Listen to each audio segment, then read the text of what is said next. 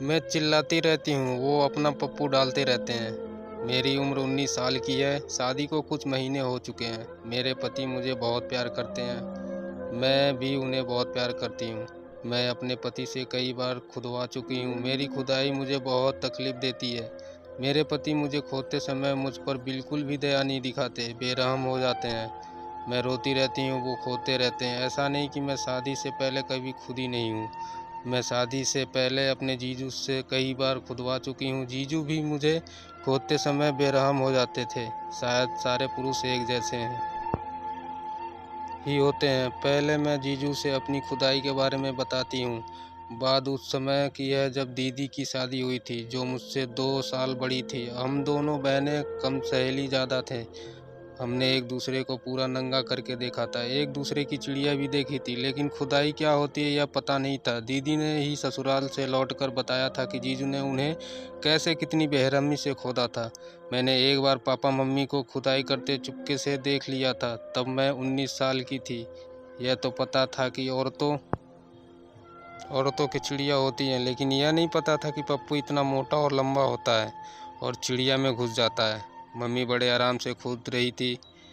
Mummy bed पे लेटी थी, उनकी टांगें नंगी थी, ऊपर को मुड़ी हुई थी। पापा नीचे खड़े थे, वो अपने पप्पू की मम्मी चिड़िया में अंदर बाहर कर रहे थे। मुझे डर लगा और दीदी को भी दिखाया। तब दीदी ने बताया था कि पापा मम्मी को खोद रहे हैं। मैंने पूछा क्यों, तो उन्होंने बताया हर औरत को खुदवाना पड़ता है।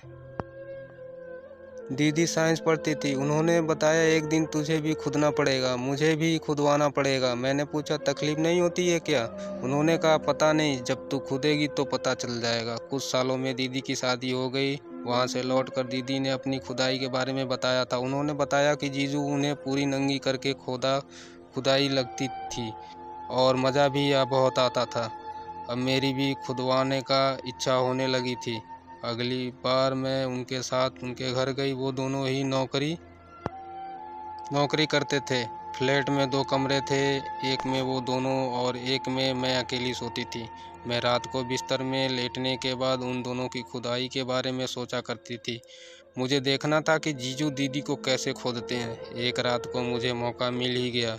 उनके कमरे की लाइट जली थी, दरवाजे में एक छेद था। मैंने देखा कि जीजू दीदी के कपड़े उतारने की कोशिश कर रहे थे। एक रात को मुझे मौका मिला, उनके कमरे की लाइट जली थी, दरवाजे में एक छेद था। मैंने देखा कि जीजू दीदी के कपड़े उतारने की कोशिश कर रहे थे। दीदी विरोध कर रही थी, कह रही थी प्रिया जाग जाएगी। जीजू कह रहे थे अब मेरे से और इंतज़ार नहीं होता, आज तो मैं तुम्हें खोद कर ही मानूंगा। जीजू ज़बरदस्ती दीदी को नंगी करने लगे तो दीदी गिड़गिड़ाने लगी, मान जाओ मान जाओ, बहुत लगती है। मेरी चीख निकल जाती है, प्रिया सुन लेगी। जीजू नहीं माने, बोले कि तुम चीखती हो तो मज़ा आता है तुम्हें चोदने में। उन्होंने दीदी की साड़ी खींचनी शुरू की। दीदी उनको रोक रही थी, लेकिन जीजू ने दीदी को एक हाथ से पकड़ लिया, दूसरे हाथ से दीदी की साड़ी उतार दी। अब जीजू ने दीदी को पीछे से बाहों में भर लिया और दीदी का ब्लाउज खोलने लगे। दीदी जीजू से छूटने की कोशिश कर रही थी, उन्हें अपने ब्लाउज के हुक खोलने से रोक रही थी, लेकिन जीजू ने ब्लाउज के हुक भी खोल दिए। मेरी सांसें रुकी हुई थी। जीजू ने दीदी को ब्लाउज भी उतार कर फेंक दिया। दीदी की ब्रा उतारने के लिए जीजू को ज़्यादा मेहनत नहीं करनी पड़ी। उन्होंने दीदी की ब्रा की पट्टियों को कंधों से नीचे उतार दिया, फिर दीदी को घुमाकर बाहों में कस लिया और पीछे से ब्रा की हुक खोल दी। अब दीदी का पेटीकोट रह गया था। ब्रा उतारकर दीदी को छोड़ दिया। दीदी इधर उधर भागने लगी। जीजू दीदी के पेटीकोट का नाड़ा खोलने को लपके। दीदी ने नाड़ा पकड़ लिया ताकि खुले नहीं।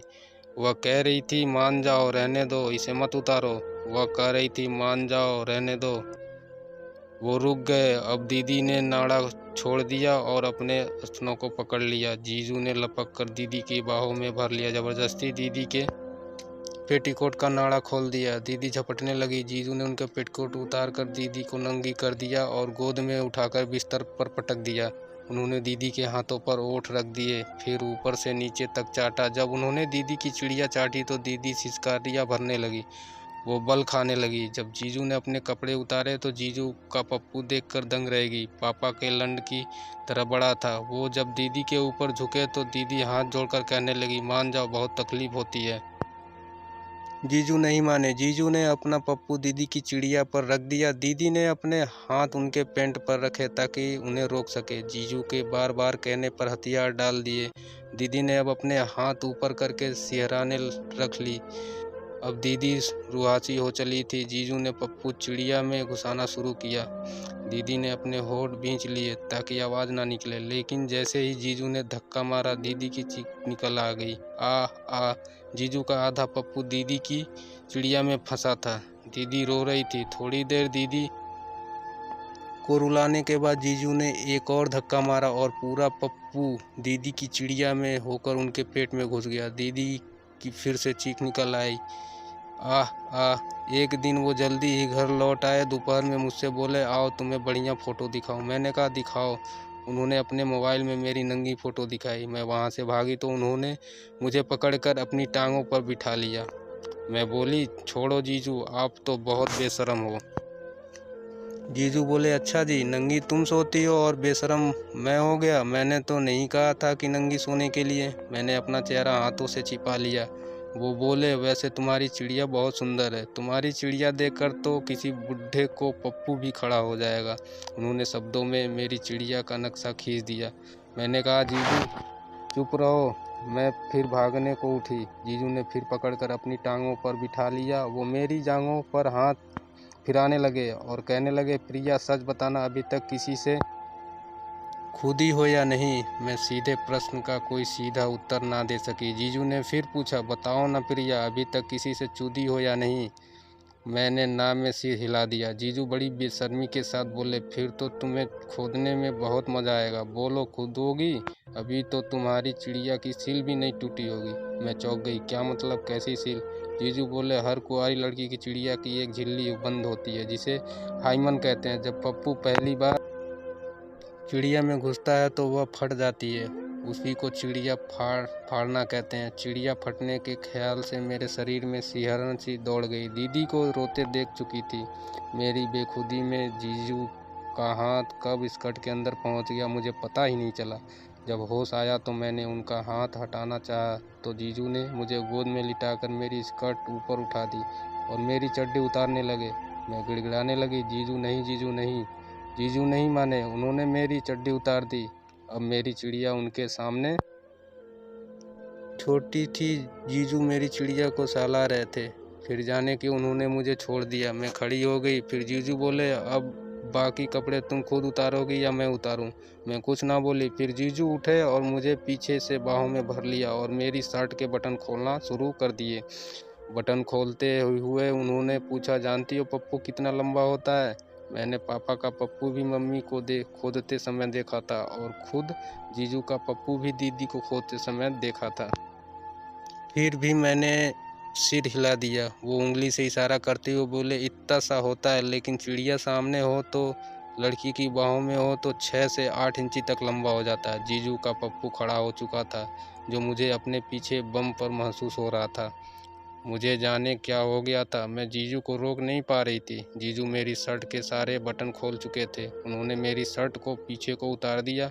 अब जीजू बोले, तुम्हें अपनी चिड़िया के बारे में पता है? मैंने कुछ नहीं कहा। अब तक वो मेरी ब्रा के हुक भी खोल चुके थे। ब्रा के स्ट्रैप्स को कंधों से नीचे सरका दिया। ब्रा भी उतर गई। मेरे स्तन कड़े थे। जीजू मेरे स्तन से खेलने लगे। जीजू बोले, अब तुम्हारी पूरी तरह गीली हो चुकी है। तुम चाहे मना करो या ना करो, लेकिन तुम्हारी चिड़िया खोदने को तैयार है। मैं गिड़गिड़ाई, नहीं जीजू, तकलीफ़ हो जाएगी मुझे। मैं उनसे छूटने की कोशिश करने लगी। जीजू बोले, देख प्रिया, अब तुम्हें बिना खोदे तो मैं छोड़ूंगा नहीं। मैं रुआसी हो गई। अनजाने डर से मेरी आंखें आंसू आ गए। मैं वहां से उठी और जीजू मुझे बाहों में भर कमरे में ले आए। कमरे में आते ही उन्होंने मेरी स्कर्ट के हुक खोल दिए और स्कर्ट नीचे गिर गई। मैं अब पूरी तरह से नंगी हो चुकी थी। जीजू ने मुझे उठाकर बिस्तर पर पटक दिया। मेरी टांगों को ऊपर उठाकर मेरे सामने बैठ गए। फिर मुझसे ही मेरी चिड़िया का वर्णन करने लगे। मेरी चिड़िया के होठों को पकड़कर बताया, ये तुम्हारी चिड़िया के होठ हैं। फिर चिड़िया को अपनी उंगली और अंगूठे से फैलाकर बताया, ये तुम्हारी भागनसा है, और हल्का सा सहला दिया। मुझसे बर्दाश्त नहीं हुआ। मैं दोहरी हो गई। मेरी सिसकारी निकल गई। फिर उन्होंने मेरी चिड़िया का बड़ी बारीकी से निरीक्षण किया, फिर अपने कपड़े भी उतार दिए। मुझे अपने पप्पू को देखते हुए बोले, देख यह लंड है, यही चिड़िया फाड़ने का औजार है। फिर उन्होंने चिड़िया की खाल को ऊपर खींच दिया। बोले, चिड़िया में घुसने के बाद यह ऐसा हो जाता है, ऐसे भी घुस सकता है चिड़िया में। अब मैं इसे तुम्हारी चिड़िया में घुसाऊंगा। जीजू मेरे ऊपर ऐसे आ गए कि मानो कोई मेरी चिड़िया को चाकू से काट रहा हो। मैं रोने लगी थी। आ जीजू बहुत ज़ोर से लग रही है। जीजू के पप्पू का बीच का मोटा हिस्सा भी अभी घुसना बाकी था। जीजू ने धीरे से पप्पू को डा से बाहर निकालकर बड़ी बेरहमी से एक धक्का मारा। मैं मर गई और भी ज़ोर से चीखी आ और रोने लगी। लंड सबसे मोटे हिस्से तक मेरी चिड़िया में घुस गया था। जीजू बोले, प्रिया यह तो शुरुआत है, असली खुदाई तो अब होगी। उन्होंने फिर से पप्पू को थोड़ा सा बाहर निकालकर बड़ी बेरहमी से धक्का मारा। अब पूरा पप्पू मेरी चिड़िया में घुसकर मेरे पेट में समा गया। जीजू ने भी पूरा जोर लगाकर जितना गहरा घुसा सकते थे उससे भी ज़्यादा घुसा दिया। उनका पप्पू मेरे पेट में कहाँ तक घुस गया पता नहीं। पेट के अंदर 7 इंच, बाप रे। उसके बाद तो जीजू ने धक्का की झाड़ी लगा दी। 4-5 धक्के ऐसे मारे कि जीजू पूरे पप्पू को बाहर खींचते और वापस मेरी चिड़िया में ठोक देते। मैं हर धक्के पर रोती आ। फिर उन्होंने पप्पू बाहर निकाल लिया, मेरी टांगें सीधे की। अब मेरी चिड़िया के दोनों होठ आपस में मिल गए। चिड़िया मात्र एक दरार जैसी दिखने लगी और जीजू आ गए फिर से अपनी औकात पर। वो मेरे ऊपर बैठ गए। उन्होंने पप्पू को मेरी चिड़िया में दरार पर रखा और बड़ी बेरहमी के साथ धक्का में घुसाते चले गए। मेरी तो जान ही निकल गई। मैं बिलबिलाने लगी।